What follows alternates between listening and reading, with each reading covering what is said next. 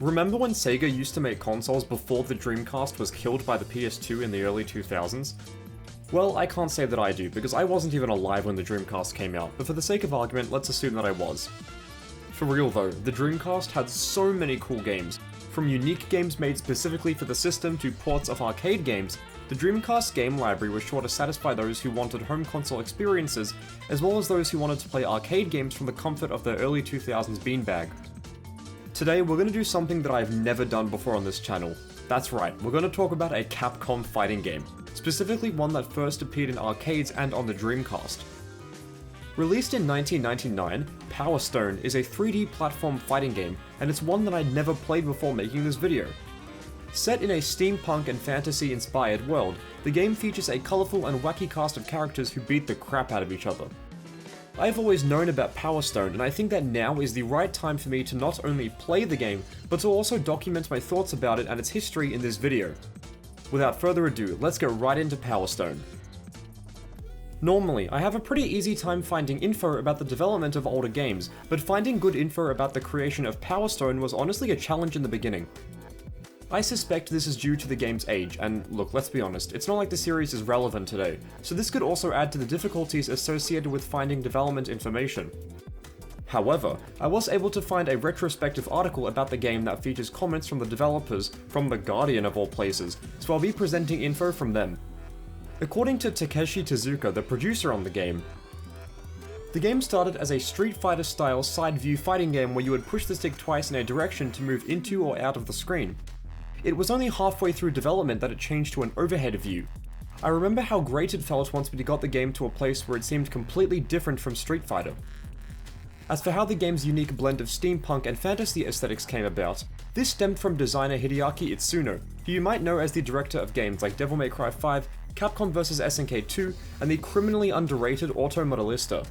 I was going to go with a modern day setting to appeal to as many players as possible, but modern day technology lacks a certain flair, there's just no romance to it, so I went with the 19th century, before such technology became ubiquitous. It seemed to me to be the kind of positive setting anyone could feel excited about.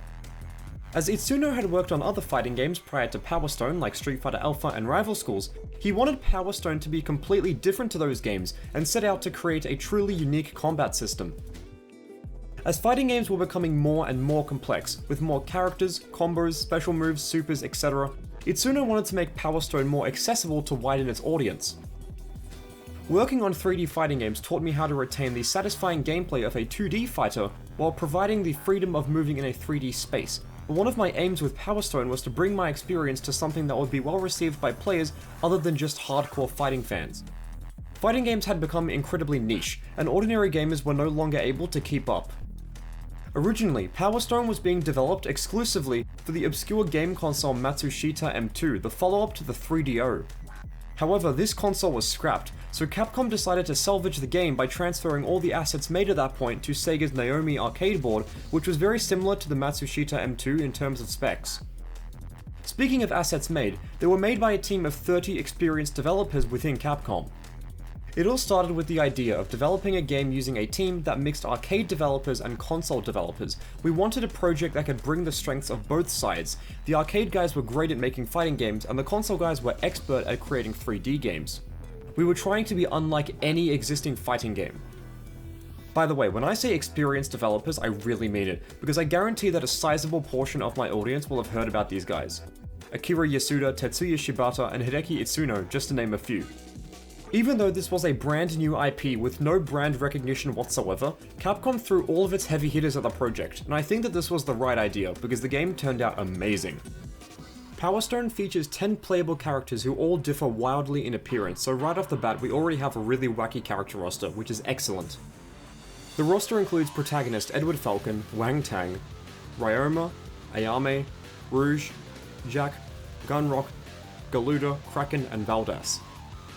The character designers took inspiration from characters from other forms of media when they were creating these guys, and I think that some of them are quite obvious. So for example, Gunrock reminds me a lot of the Thing from Fantastic Four. When I played the game for the first time, I went with Edward Falcon since he's the main character, and also because I think he looks really cool. As for how the gameplay works, it's presented in a 3D isometric view, where you can freely run and jump around.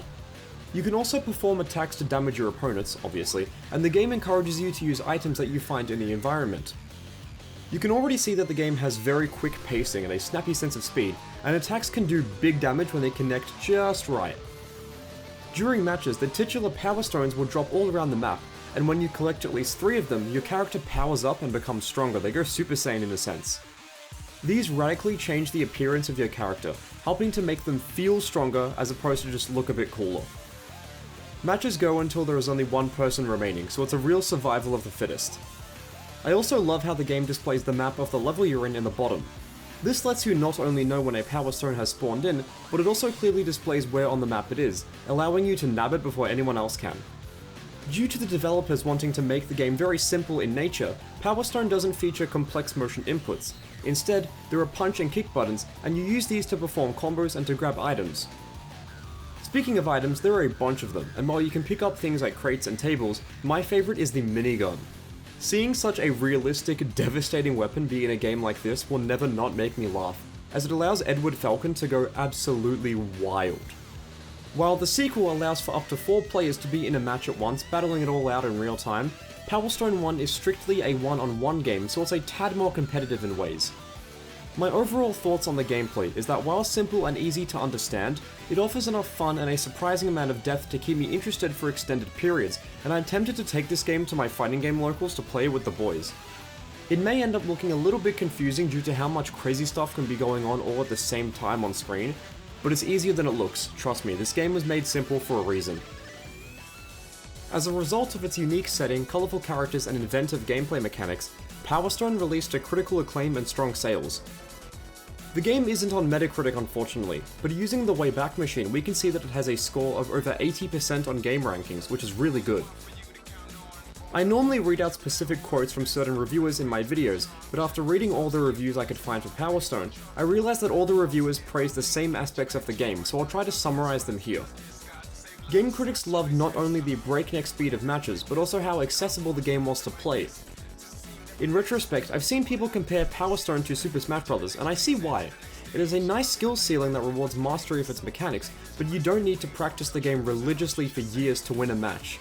You can just pick up a controller and have a blast trying to collect all the Power Stones. The only critique of the game I found that I thought was relevant enough to mention in the video was that some people had issues with the game's character roster. With only 10 characters, it's quite small, especially by today's standards, and I think that in an arcade environment this is fine, because it's not like you'll be playing this game every day for hours in there, but at home where you can play it at your own pace whenever you want, the roster size may have felt underwhelming for some players. After seeing that the game was a massive success, Capcom decided to go all out on Power Stone.